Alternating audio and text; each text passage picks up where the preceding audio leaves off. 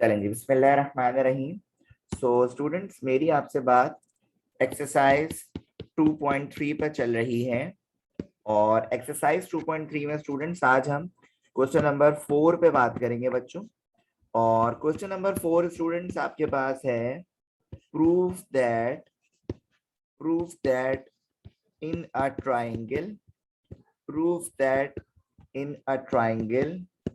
The sum of the sum of the square the sum of the squares of the lengths of the medians। पहले question लिख लें, फिर मैं आपको समझा देता हूं। of the medians is 3/4, medians is 3/4 the sum of the square, sum of the squares of the lengths of the sides। ठीक है, अब स्टूडेंट हम क्वेश्चन को समझते हैं, जो कि बहुत ही आसान सा क्वेश्चन है। अच्छा, क्वेश्चन आपसे क्या कह रहा है स्टूडेंट्स? पहले मैं डायग्राम बना देता हूं, फिर आप देखें जरा। ये आपका एक्स एक्सिस हो गया, सॉरी वाई एक्सिस हो गया, और ये आपका एक्स एक्सिस हो गया। ठीक है, ये आपका इसको मैं सही कर देता हूं बेटा। ठीक, ये आपका एक्स एक्सिस हो गया और ये आपका वाई एक्सिस हो गया। ठीक है, अब आपसे क्या कह रहे हैं students? Proof that in a triangle. सही, एक ट्राइंगल की बात हो रही है, तो सबसे पहले यहाँ पे एक ट्राइंगल बना लेते हैं। यहाँ पे एक ट्राइंगल बन गया। अच्छा जी, तो अब इस ट्राइंगल में स्टूडेंट्स ये जो आपके पास ए है, ये जाहिर है ये ओरिजिन पे, तो ये होता है 0,0 सपोज करते हैं। ये आपका बी होता है स्टूडेंट्स, तो इसको हम क्या सपोज करते हैं? A,0 है ना, कल भी इस पे बात हुई थी। और ये पॉइंट सी होता है स्टूडेंट, इसको हम सपोज करते हैं B,C। ठीक है, अच्छा, अब आपसे ये कह रहे हैं स्टूडेंट्स के proof that in a triangle the sum of the squares of the length of the medians. देखो यहाँ पे बात हो रही है लेंथ ऑफ द मीडियंस की, मतलब यहां से लेकर यहां तक एक मीडियन होगा। ठीक है, यहां से लेकर यहां तक एक मीडियन होगा, इसी तरह यहां से लेकर यहां तक एक मीडियन होगा। ठीक है, तो यहां से लेकर यहां तक जो मीडियन होगा इसका नाम कह दो M1, और यहां से लेकर यहां तक तो मिड पॉइंट आएगा, ये हो जाएगा M2।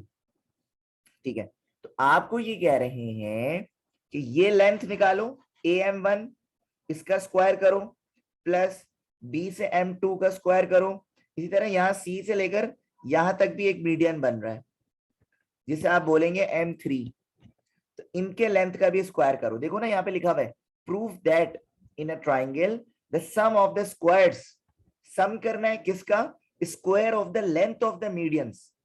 ठीक है, तो ये देखो लिखा हुआ है ना, तो आप यहाँ पे लिखेंगे सॉल्यूशन में टू प्रूफ, और आपने यहाँ पे लिखा AM1 का स्क्वायर प्लस BM2 का स्क्वायर और प्लस CM3 का स्क्वायर इक्वल है, लिखा हुआ है ना इज के बाद क्या लिखा हुआ है? 3/4 का मतलब होता है ये 3/4 the sum of the squares of the length of the side. मतलब ये जो लेंथ ऑफ द साइड है, A से B तक का डिस्टेंस, B से C तक का डिस्टेंस और C से A तक का डिस्टेंस। तो बाकी मैं यहां लिख रहा हूं कि 3/4 A से B तक का डिस्टेंस का स्क्वायर प्लस B से C तक का डिस्टेंस का स्क्वायर प्लस C से A तक के डिस्टेंस का स्क्वायर।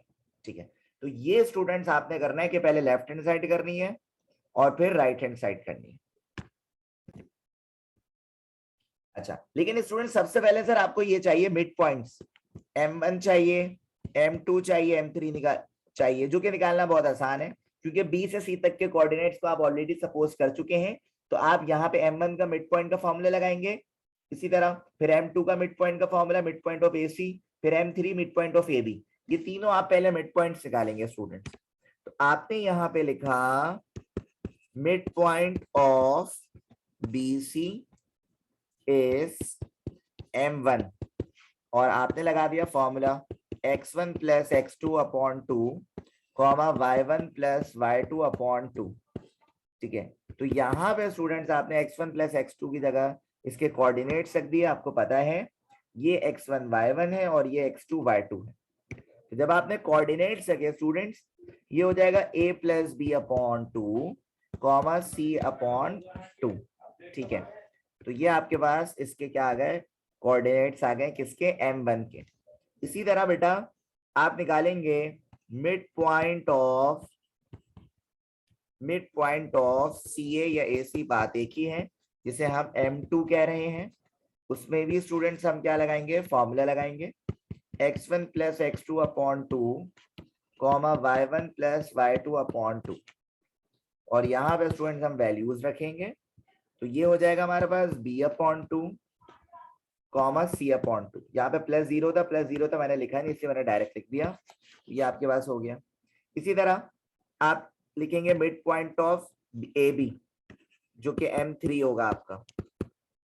तो आपने लिखा mid point of AB is M3। ठीक है, इधर भी मैं डायरेक्ट लिख रहा हूँ पहले तो फॉर्मूला लिख देता हूँ वरना मसले हो जाएंगे। x1 plus x2 upon 2 comma y1 plus y2 upon 2। तो ये हो जाएगा आपके पास, चाहो तो कोऑर्डिनेट्स देख भी लो, ये x1 y1 है और ये x2 y2 है। तो 0 प्लस a ऑब्वियस सी बात है, इसलिए मैं यहाँ पे डायरेक्ट लिखूंगा। मैंने यहाँ पे लिख दिया a अपॉन 2 कॉमा 0। तीनों मिड पॉइंट्स आपके पास आ गए। अब स्टूडेंट्स आपने यहाँ पे लिखा टेकिंग लेफ्ट हैंड साइड, और लेफ्ट हैंड साइड में स्टूडेंट्स आपके पास है, ये देखो ये है आपके पास AM1 का स्क्वायर प्लस BM2 का स्क्वायर प्लस CM3 का स्क्वायर, ये आपके पास लेफ्ट हैंड साइड है। ठीक है, आपने क्या करना है बच्चों, आपने करना है AM1 का मतलब समझ रहे हो आप, मैं आपको समझा देता हूँ। AM1 का मतलब ये है कि ये x1 y1 और M1 का आंसर तुम्हारे पास थोड़ी देर पहले आया है। कितना आया, a प्लस बी अपॉन 2 और c upon 2, a plus B upon 2 और c अपॉन 2। तो ये M1 के कोऑर्डिनेट्स आ गए। तो ये x1 y1 और ये x2 y2, तो इन्हीं को यूज करके स्टूडेंट्स मैं आगे आपके सामने काम कर रहा हूँ। तो मैंने यहाँ पे लिखा a plus B upon 2 minus 0 का whole square plus c upon 2 minus 0 का होल स्क्वायर, ये AM1 का स्क्वायर लिख दिया मैंने, प्लस फिर मैंने लिखा BM2 का, तो ये आ जाएगा b upon a minus a का whole square plus c upon 2 minus 0 का होल स्क्वायर। इसी तरह फिर CM3 की बारी है, तो ये आपके पास आ जाएगा a अपॉन 2 माइनस b का होल स्क्वायर प्लस 0 माइनस 0 का होल स्क्वायर। ठीक है, अब इनके स्क्वायर्स वगैरह खोल के स्टूडेंट्स हम क्या करेंगे, सिंप्लीफिकेशन करेंगे। ठीक है, यानी 0 है तो उसकी तो कोई वैल्यू है ही नहीं, तो मैं इसको इस तरह लिख रहा हूँ स्टूडेंट्स कि a प्लस बी अपॉन 2 का whole square plus c upon 2 का whole square plus b minus 2a upon 2 का होल स्क्वायर और प्लस c अपॉन 2 का whole square plus a minus 2b upon 2 का whole square plus minus c का whole square. ठीक है, और आगे अब स्टूडेंट्स मैं आपको बता रहा हूं कि भाई आपने ये लिख लिया पहले a प्लस बी अपॉन 2 का। ठीक है, उसके बाद आपके पास आया c अपॉन 2 का, आपने वो भी लिख दिया। उसके बाद b upon a minus a है, तो यहाँ पे एलसीएम वगैरह देंगे तो अच्छा ये b अपॉन a नहीं स्टूडेंट्स, ये b अपॉन 2 है। ठीक है, तो यहाँ पे एलसीएम वगैरह देंगे तो आपके पास ये आ जाएगा। इसी तरह फिर c अपॉन 2 का स्क्वायर, आपने ये कर दिया c अपॉन 2 का स्क्वायर। उसके बाद a अपॉन 2 माइनस बी, ये भी आपके पास कुछ इस तरह होगा, a माइनस 2b अपॉन 2 का स्क्वायर होगा। ठीक है, अच्छा इसी तरह स्टूडेंट्स ये जो आपके पास था ना कोऑर्डिनेट, ये सॉरी ये 0 माइनस c था, तो ये c है, इसीलिए यहाँ पे क्या आ गया माइनस का c। अब मैं क्या करूंगा, इनके स्क्वायर्स को ओपन करूंगा फॉर्मूले के साथ।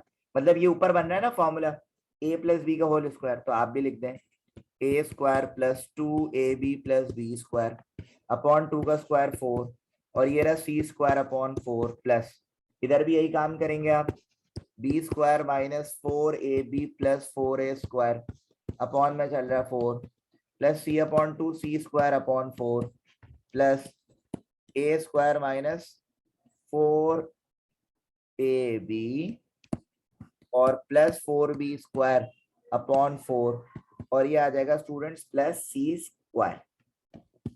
अब बेटा 4 4 4 4 डिनोमिनेटर सेम आ रहा है सिवाय सी स्क्वायर के, तो आप 4 को ले लेंगे एलसीएम और इन सारी टर्म्स को लिख देंगे इस तरह, A square plus 2ab plus B square plus C square plus B square minus 4ab plus 4a square plus C square plus A square minus 4ab plus 4b square, और यहाँ पे नहीं था तो यहाँ पे एलसीएम दे दोगे तो ये हो जाएगा 4c स्क्वायर। ठीक है, अब आप जब इन सब को प्लस माइनस कर लोगे ना तो आपके पास आएगा 6a स्क्वायर और 6b square plus 6c square. ठीक है, और उसके बाद आएगा माइनस 6ab अपॉन 4। अब अगर आप यहां से कुछ कॉमन निकालना चाहेंगे तो जाहिर सी बात है 6 कॉमन आपके पास आ सकता है। तो जब आपके पास 6 कॉमन आ जाएगा स्टूडेंट्स, अंदर आपके पास बचेगा A square plus B square plus C square minus A B upon 4, तो 2 3 6 2 2 4। तो आपके पास स्टूडेंट्स लेफ्ट हैंड साइड आ रही है 3 into A square plus B square plus C square minus A B upon 2, ये आपके पास आ गई लेफ्ट हैंड साइड। अब करेंगे स्टूडेंट्स हम राइट हैंड साइड, और मैं यहाँ पे लिखता हूं आपके पास यहाँ पे टेकिंग राइट हैंड साइड, और राइट हैंड साइड हमारे पास है स्टूडेंट्स 3/4 और ए बी का स्क्वायर प्लस बी सी का स्क्वायर प्लस सी ए का स्क्वायर। ठीक है, तो ए से बी तक का डिस्टेंस निकालना है। क्या बात कर रहा हूं मैं आपसे, ये बात कर रहा हूं, ये ए से बी तक का डिस्टेंस निकालना है, फिर ये बी से सी तक का डिस्टेंस निकालना है, और फिर ये सी से ए तक का डिस्टेंस निकालना है। ठीक है, और ये कंडीशन आपको ये क्वेश्चन में ही दी हुई थी स्टूडेंट, जो आपने यहाँ पे बनाई है। तो आपने यहाँ पे लिखा 3/4 और ये ए बी का स्क्वायर का आपने लगा दिया फॉर्मूला, तो ये हो जाएगा a माइनस 0 का होल स्क्वायर माइनस 0 का होल स्क्वायर। ठीक है, इसी तरह स्टूडेंट्स, अच्छा प्लस होगा बीच में, तो ठीक है, इसी तरह बेटा अगेन प्लस लगाया, और यहाँ पे b से c तक का डिस्टेंस में आपने लगाया b माइनस a का होल स्क्वायर और प्लस c माइनस 0 का होल स्क्वायर। इसी तरह एक और बीच में प्लस, और फिर ये हो गया c से a तक का कि b माइनस a का होल स्क्वायर और प्लस c माइनस 0 का होल स्क्वायर। जब इन सारे स्क्वायर्स को स्टूडेंट्स आप ओपन करेंगे तो यहाँ पे आ जाएगा फॉर्म, ये आ जाएगा ए स्क्वायर, यहाँ से आएगा 0, ये b माइनस a का खोल देंगे formula, B square minus 2ab plus A square, यहाँ से आ जाएगा प्लस का सी स्क्वायर, और यहाँ से भी अच्छा b माइनस 0 है तो यहाँ से भी प्लस का बी स्क्वायर और यहाँ से प्लस का सी स्क्वायर। जब इन सबको स्टूडेंट्स आप प्लस माइनस कर देंगे आपके पास आएगा 2a square plus 2b square plus 2c square minus 2ab। सही है, अब अगर ऊपर से कुछ कॉमन निकालना चाहेंगे तो आप निकल सकता है 2, तो ये हो जाएगा 3/4 मल्टीप्लाई बाय 2, और ये हो जाएगा a square plus b square plus c square minus ab। तो ये 2 1 2 2 2 4, आपके पास सेम वही आंसर आ रहा है student, 3 into A square plus B square plus C square minus ab upon 2। तो ये आपके पास रिजल्ट में students left hand side equal आ गई किसके, राइट हैंड साइड के, और ये बात क्या हो गई स्टूडेंट्स आपके पास प्रूव्ड हो गई। अच्छा जी, अब स्टूडेंट हम क्वेश्चन नंबर 5 करेंगे, जो कि काफी इंपॉर्टेंट सवाल है इस एक्सरसाइज का। क्वेश्चन नंबर 5 में स्टूडेंट्स आपके पास लिखा हुआ है prove that the diagonals prove that the diagonals of a parallelogram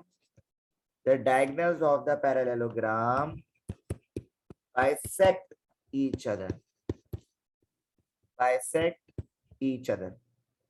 अब आपसे क्या कह रहे हैं स्टूडेंट्स, पहले तो इस चीज को आप समझें।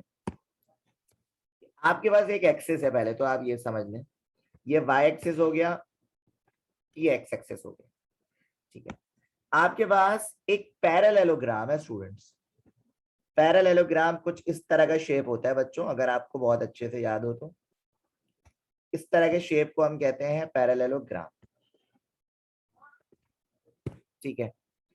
तो ये जो शेप आप देख रहे हैं, ये जो है वो पैरेललोग्राम होता है, जिसमें हमें एक बात ऑलरेडी पता होती है स्टूडेंट्स, और वो बात ये है कि ये ए से बी तक का जो डिस्टेंस है, ये वाली जो लेंथ है साइड की, ये सेम होती है किसके, सी से डी तक के। इसी तरह ये तो बी से सी तक का डिस्टेंस है, ए से डी तक का सेम होता है। अच्छा, ये एक्स एक्सिस होता है और ये वाई एक्सिस होता है, ठीक है। अच्छा, अब आपसे क्या चाह रहे हैं, पहले तो आप ये समझ लें। आपसे कह रहे हैं कि ये जो डायगोनल्स हैं, डायगोनल्स कहते हैं इस चीज को, इसको मैं सही से बना देता हूँ बेटा। ये जो आपके पास डायगोनल है, एक ये डायगोनल और एक ये डायगोनल स्टूडेंट्स, आपसे कह रहे हैं दोनों डायगोनल्स जो है स्टूडेंट्स वो एक दूसरे को बाइसेक्ट कर रहे हैं, जो कि बिल्कुल सही बात, आपने कहा यार ये तो पॉइंट ए है, तो इसको हम सपोज करते हैं ओरिजिन पे 0,0, ये बी है, इसको हम सपोज करते हैं a,0, ये सी है, इसको हम सपोज करते हैं b,c। लेकिन ये जो पॉइंट डी है स्टूडेंट्स, इसको क्या सपोज करेंगे आप, इसके कोऑर्डिनेट्स को क्या सपोज करेंगे, सवाल तो ये है। तो बच्चों मेरी बात को बहुत ध्यान से आपने सुननी है। देखो, जो आपके पास यहां से लेकर यहां तक की जो लेंथ है, ये आपके पास है ए यूनिट्स, ये आपके पास क्या है, ए यूनिट्स। और यहां से लेकर यहां तक की जो लेंथ है, जो हाइट है स्टूडेंट्स, देखो यहां से लेकर यहां तक की जो हाइट है ये सी है। तो जो हाइट यहां पर है वो हाइट यहां पर है, तो सी तो आपके पास यही रहेगा स्टूडेंट्स, जो आपके पास b,c है ना। तो सी तो यानी y एक्सिस है ना, ये y एक्सिस है ना बेटा, ये क्या है सर, ये y एक्सिस है। तो y एक्सिस पे आपके पास c के पास y क्या है, c, तो c तो आपके पास यही रहेगा। सवाल ये x क्या होगा स्टूडेंट्स, x आपके पास होगा b-a। अच्छा, b-a क्यों होगा सर, देखो मेरी बात को जरा समझो। ये जो आपके पास डिस्टेंस है इतना, एक ये डिस्टेंस और एक ये डिस्टेंस, मैं कह रहा हूं कि ये डिस्टेंस और ये डिस्टेंस क्या है स्टूडेंट्स, बराबर है।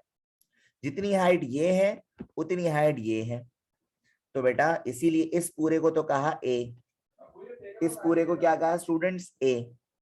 तो आपने कहा कि सर ये पॉइंट आपके पास हो जाएगा b-a, डी पॉइंट क्या हो जाएगा, b-a, ठीक है। अच्छा, अब ये तो खैर कोऑर्डिनेट्स हो गए, ठीक है। ये 0,0 था, ये a,0 है, और ये b,c है, और ये b-a,c, ये चार आपके पास कोऑर्डिनेट्स आ गए। अब आसानी से आपके पास काम हो जाएगा। ये सारे, जब भी आपके पास वर्टिसेस गिवन ना हो स्टूडेंट्स पैरेललोग्राम में, तो आप यही वर्टिसेस जो है वो सपोज करेंगे। ये बात आपने याद रखनी है, ठीक है, ये बात आपने याद रखनी है बच्चों। अच्छा, तो आपने यहाँ पे लिखा लेट ए 0,0, b a,0, c b,c, और d स्टूडेंट आपके पास है b-a, c। be the vertices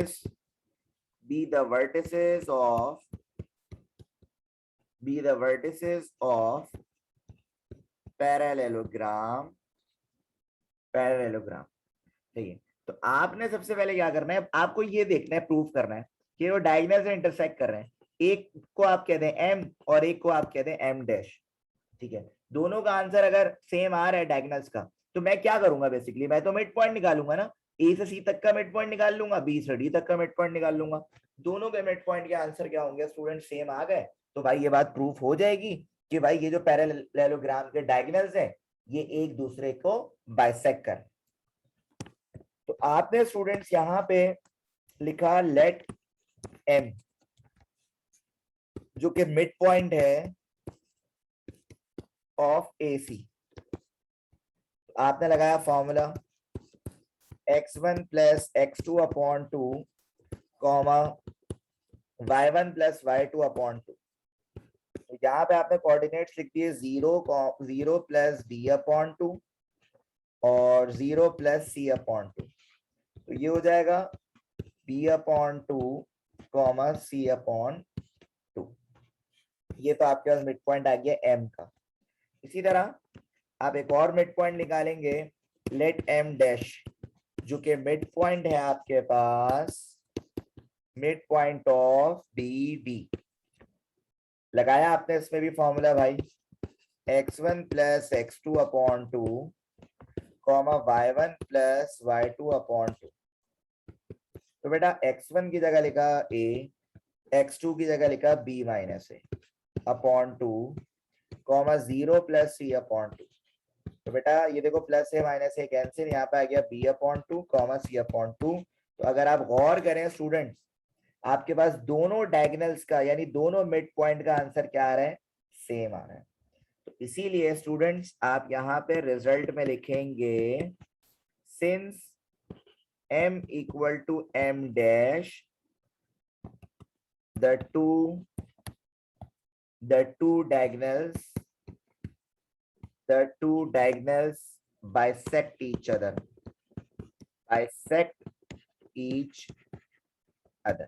तो ये रहा स्टूडेंट्स हमारा आज का लेक्चर, जिसमें हमने क्वेश्चन नंबर 4 और 5 करा था। उम्मीद है आप सबको स्टूडेंट समझ आ गया होगा। Thank you so much.